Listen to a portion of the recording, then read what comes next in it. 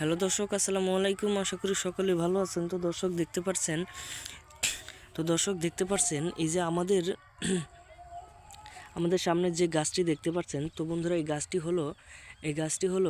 গাছটি হলো ফুলকপি গাছ। তো বন্ধুরা, আপনারা কিভাবে আপনার এই ফুলকপিগুলো চাষ করবেন। তো বন্ধুরা, এই ফুলকপিগুলো চাষ করা কিন্তু খুবই সহজ।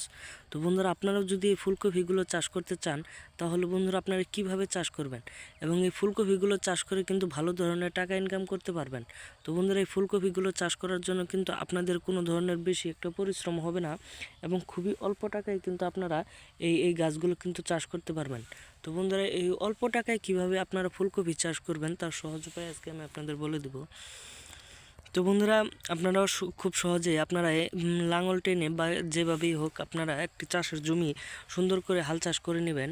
হাল চাষ করে নেওয়ার পরে আপনারা সেই জমিটি আপনারা মই টেনে সমান করে নেবেন। সমান করার পরে আপনারা বাজার থেকে কিছু ফুলকপির চারা কিনে আনবেন। তো বন্ধুরা, এই যে দেখতে পাচ্ছেন আমরা ফুলকপির চারা কিনে এনেছি। আনার পরে আমরা পুরো জমিতে আমরা এই ফুলকপির চারাগুলো খুব সারি সারিভাবে রোপণ করেছি।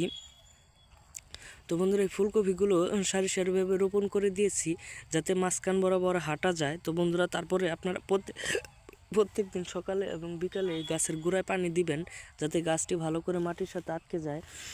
তারপরে কিন্তু আপনাদের এই গাছটি কিন্তু হয়ে যাওয়ার পরে আপনারা এই গাছটি কিন্তু আপনারা ফুলকপি ধরবে, তখন কিন্তু সেইগুলো খেতে পারবেন, পাশাপাশি কিন্তু আপনারা নিজেরা বিক্রি করতে পারবেন।